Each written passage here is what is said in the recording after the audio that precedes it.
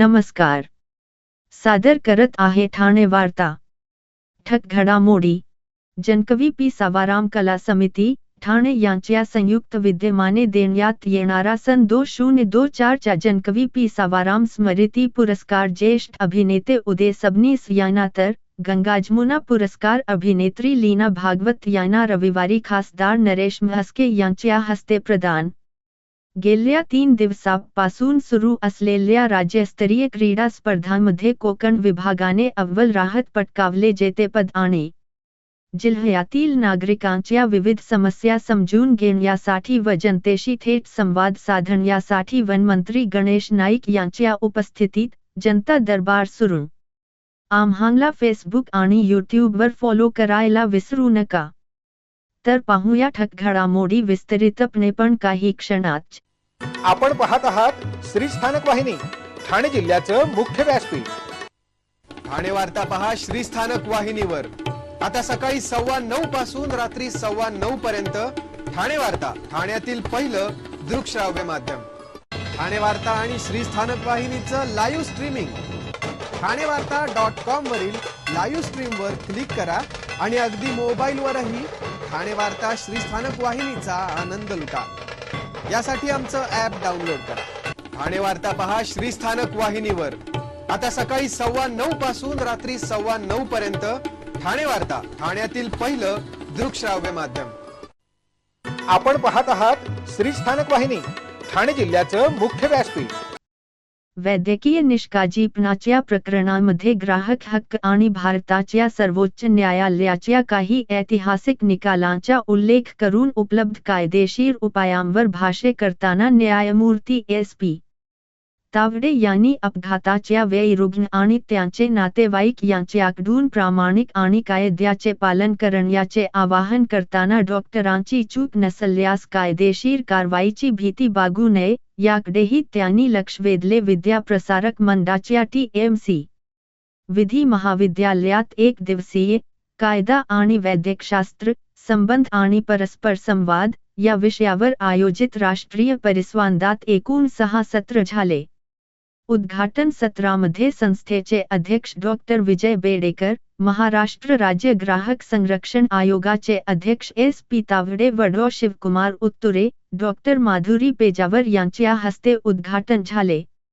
Doctor Srividya Jaykumar यांनी परिसंवादाचे महत्त्व विशद केले.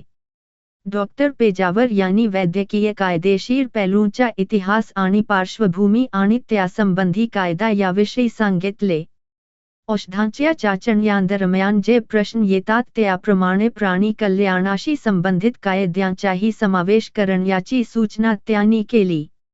डॉक्टर उत्तुरे यांनी वैद्यकीय आणि नर्सिंग व्यवसायाचे नियमन आणि नियमन करणारे कायदे आणि त्यांच्या कायदेशीर तरतुदींचे तपशीलवार वर्णन केले. विशेषतः डॉक्टर आणि वैद्यकीय व्यावसायिकांसाठी काय करावे आणि करू नये यावर प्रकाश टाकला आहे.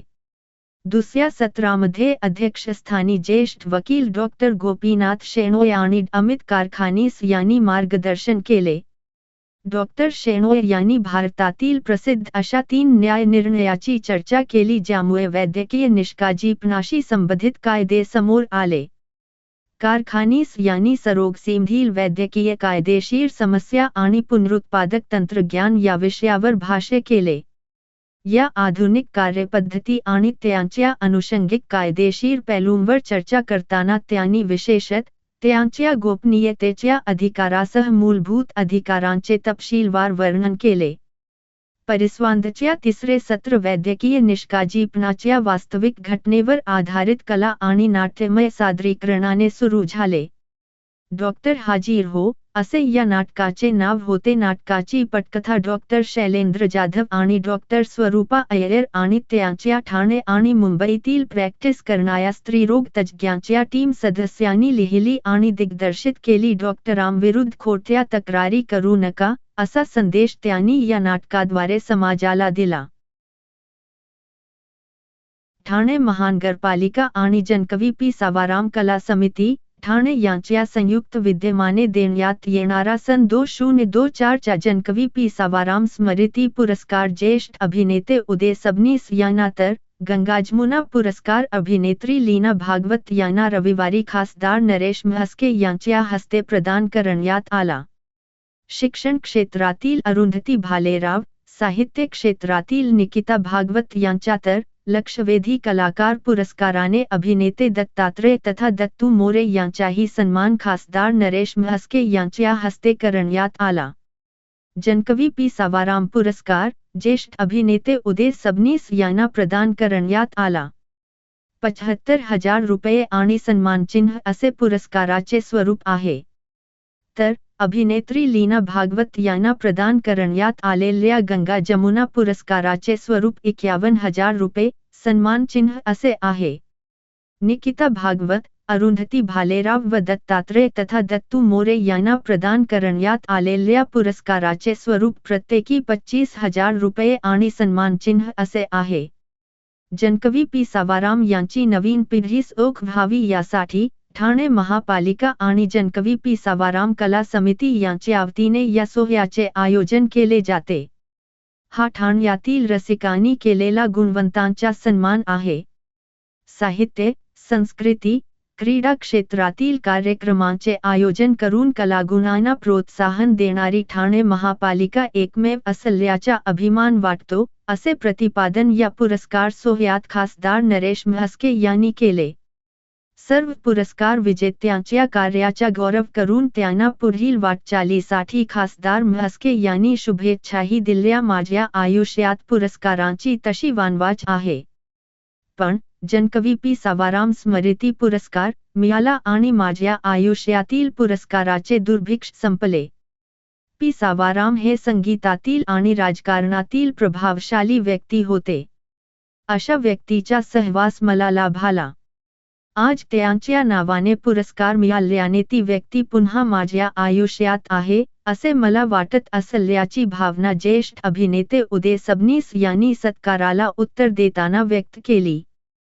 कला सरगम आणि टॅग या दोन संस्थांच्या त्यांच्या वाटचालीत असलेल्या योगदानाचीही त्यांनी आवर्जून उल्लेख केला. पुरस्कार मिळणे मला आवडते. आपल्या कामाची दखल घेऊन त्याचे कौतुक होते आहे, हे मला समाधान देणार आहे, असे प्रतिपादन अभिनेत्री लीना भागवत यांनी केले. पी सावाराम यांच्या गीतांची साथ शालेय दशेपासून ते पहिल्या नाटकातल्या पहिल्या प्रवेशापर्यंत आणि पुढेही राहिली. आता तर या पुरस्कारामुळे ते नाव माझ्यासोबत कायम राहील असेही त्या म्हणाल्या. गंगा जमुना या गाण्यातून पी सावाराम यांनी एका आईची भावना अतिशय नेमकेपणाने मांडली.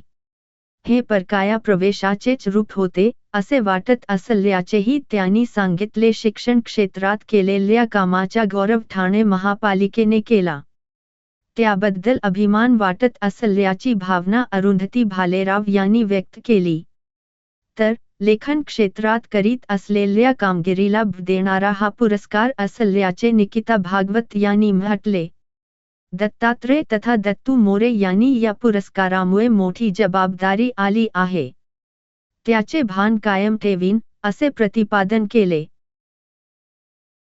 प्रधानमंत्री किसान सन्मान निधी योजनेच्या 19व्या हप्त्याचे वितरण या दूरदृश्य प्रणालीद्वारे होणाऱ्या राज्यस्तरीय कार्यक्रमास जिल्हा नियोजन समिती सभागृहात आमदार निरंजन डावखरे, जिल्हाधिकारी अशोक शिंगारे, मुख्य कार्यकारी अधिकारी रोहन घुगे, पोलीस अधीक्षक डी स्वामी, कृषी सहसंचालक अंकुश माने, जिल्हा अधीक्षक कृषी अधिकारी रामेश्वर पाचे, कृषी विज्ञान केंद्र मुरबाडचे वरिष्ठ शास्त्रज्ञ डॉक्टर सुरेश जगदाळे, जिल्हा अग्रणी बकेचे जिल्हा व्यवस्थापक अभिषेक पवार आणि योजनेचे लाभार्थी शेतकरी उपस्थित. या कार्यक्रमानिमित्त प्रातिनिधिक स्वरूपात शेतकऱ्यांच्या प्रशस्तीपत्र देऊन सन्मान करण्यात आला.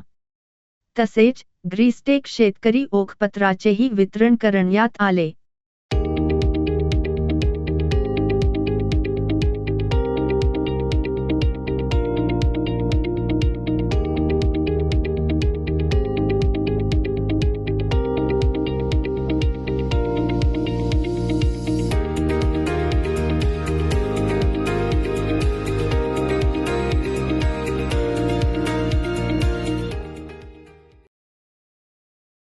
ठाण्यात गेल्या 3 दिवसांपासून सुरू असलेल्या राज्यस्तरीय क्रीडा स्पर्धांमध्ये कोकण विभागाने अव्वल राहत जेतेपद पटकावले आहे. दुसरा क्रमांक यजमान छत्रपती संभाजीनगरला तर पुणे विभागाला तिसरा क्रमांक मिळाला. रविवारी सायंकाळी झालेल्या समारोप कार्यक्रमात महसूल मंत्री चंद्रशेखर बावनकुळे, पालकमंत्री अतुल सावे यांच्या हस्ते बक्षीस वितरण करण्यात आले. यावेळी महसूल मंत्र्यांनी दरवर्षी ही स्पर्धा घेण्याचे व त्यासाठी 1 कोटी रुपयांची तरतूद करण्याची घोषणा केली. 2000 अधिकारी कर्मचारी क्रीडापटूंच्या 3 दिवसांच्या क्रीडा व सांस्कृतिक स्पर्धेचा महोत्सव काल सायंकाळी थाटात संपन्न झाला. वैयक्तिक, सांघिक आणि मिश्र अशा विविध क्रीडा प्रकारामध्ये नागपूर, अमरावती, छत्रपती संभाजीनगर, पुणे, नाशिक, कोकण तसेच नोंदणी, मुद्रांक व भूमी अभिलेख विभाग अशा एकूण 7 विभागांमध्ये 83 क्रीडा प्रकारात लढती झाल्या. 21 तारखेपासून 2000 खेळाडू विविध मैदानावर लढत देत होते. तर 21 व 22 फेब्रुवारी रोजी यशवंत कॉलेज मैदानावर सायंकाळी या सर्व खेळाडूंनी सांस्कृतिक कार्यक्रमाचा आनंद घेतला. डोळ्याचे पारणे फेडणारे रंगमंच आणि अतिशय व्यावसायिकतेने सादर केलेली प्रत्येक कलाकृती यामुळे सांस्कृतिक कार्यक्रम लक्षवेधी ठरला. सांस्कृतिक स्पर्धेमध्ये नाशिक विभागाने प्रथम, कोकण विभागाने द्वितीय व नागपूर विभागाने तृतीय पुरस्कार मिळवला. या स्पर्धेमध्ये कर्मचाऱ्यांनी केलेले संचलन हे देखील एक उपलब्धी ठरली आहे. यजमान छत्रपती संभाजीनगरने यामध्ये प्रथम क्रमांक पटकावला तर द्वितीय क्रमांक नाशिक तर तृतीय क्रमांक कोकण विभागाने पटकावला. Cricket, kabaddi, kho kho, volleyball, football, धावणे, चालणे, जलतरण, बुद्धिबळ, carrom, table tennis, lawn tennis, badminton, गोळाफेक, थ्रोबॉल, थाळीफेक, भालाफेक, रिंग टेनिस, जलतरण, संचलन अशा 15 क्रीडा प्रकारामध्ये पुरुष, महिला व मिश्र संघ, 45 वर्षांवरील संघ असे एकूण 82 क्रीडा प्रकार होते. तसेच सांस्कृतिक आयोजन अशा एकूण 83 घटकातून गुणानुक्रमांक देण्यात आले. यामध्ये कोकण विभागाने सर्वाधिक 341 गुण मिळवले. तर त्या पाठोपाठ यजमान छत्रपती संभाजीनगरने 227 गुण मिळवले तर तिसऱ्या क्रमांकावर 217 गुणांसह पुणे विभाग राहिला. जिल्ह्यातील नागरिकांच्या विविध समस्या समजून घेण्यासाठी व जनतेशी थेट संवाद साधण्यासाठी वनमंत्री गणेश नाईक यांच्या उपस्थितीत जनता दरबार, ठाणे शहरातील जांभी नाका येथे सुरू झाला आहे. यावेळी आमदार निरंजन डावखरे, संजय केकर, अप्पर जिल्हाधिकारी मनीषा जायभायधुळे, प्रांताधिकारी उर्मिला पाटील, उमेदच्या प्रकल्प संचालक छायादेवी शिसोदे, अतिरिक्त मुख्य कार्यकारी अधिकारी अजिंक्य पवार, जिल्हा नियोजन अधिकारी वैभव कुलकर्णी, जिल्हा शल्य चिकित्सक डॉक्टर कैलास पवार, जिल्हा आरोग्य अधिकारी डॉक्टर गंगाधर परगे, कार्यकारी अभियंता सुनील पाटील, संदीप चव्हाण, जिल्हा कोषागार अधिकारी महेंद्र कुमार कोंडे, ठाणे महानगरपालिकेचे उपायुक्त उमेश बिरारी, जिल्हा उपनिबंधक डॉ किशोर मांडे, जिल्हा उद्योग केंद्राचे महाव्यवस्थापक सोनाली देवरे यांच्यासह अन्य विविध शासकीय विभागांचे अधिकारीही उपस्थित आहेत. अहो, आपण आपलं घर स्वच्छ, सुंदर, नेटनेटकं ठेवतो ना, मग आपण आपल्या शहराच्या बाबतीत उदासीन का? आपलं शहर स्वच्छ, सुंदर आणि नेटनेटकं ठेवणं ही आपली जबाबदारी आहे, हो ना? मग उचला फोन आणि विना परवाना होर्डिंग्स, बॅनर्स कुठे दिसले तर 1800-222-108 या टोल फ्री क्रमांकावर कळवा किंवा 75069464155 या भ्रमणध्वनीद्वारे आपली तक्रार नोंदवा किंवा महापालिकेने तयार केलेल्या स्टार ग्रेड ॲप्लिकेशनद्वारे आपली तक्रार नोंदवा. त्याची दखल त्वरित घेतली जाईल. लक्षात घ्या, आपला छोटासा सहभाग आपलं शहर स्वच्छ, सुंदर आणि नेटनेटकं बनवू शकतो. जसं आपलं घर तसं आपलं ठाणे शहर.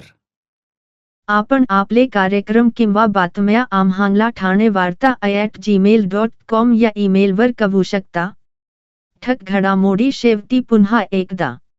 जनकवी पी. सावाराम कला समिती, ठाणे यांच्या संयुक्त विद्यमाने देण्यात येणारा सन 2024चा जनकवी पी सावाराम स्मृती पुरस्कार ज्येष्ठ अभिनेते उदय सबनीस यांना तर गंगा-जमुना पुरस्कार अभिनेत्री लीना भागवत यांना रविवारी खासदार नरेश म्हस्के यांच्या हस्ते प्रदान. गेल्या 3 दिवसांपासून सुरू असलेल्या राज्यस्तरीय क्रीडा स्पर्धांमध्ये कोकण विभागाने अव्वल राहत पटकावले. जेतेपद आणि जिल्ह्यातील नागरिकांच्या विविध समस्या समजून घेण्यासाठी व जनतेशी थेट संवाद साधण्यासाठी वनमंत्री गणेश नाईक यांच्या उपस्थितीत जनता दरबार सुरू. या होत्या ठाणे वार्ता. आपली एखादी बातमी बघायची राहून गेली असेल तर आपण ठाणेवार्ता.in या आमच्या संकेतस्थळाला किंवा आमच्या फेसबुक पेज संच यूट्यूब चॅनेलला अवश्य भेट द्या. तर मग पुन्हा भेटू पुढील बातमीपत्रात फक्त श्रीस्थानक वाहिनीवर. धन्यवाद.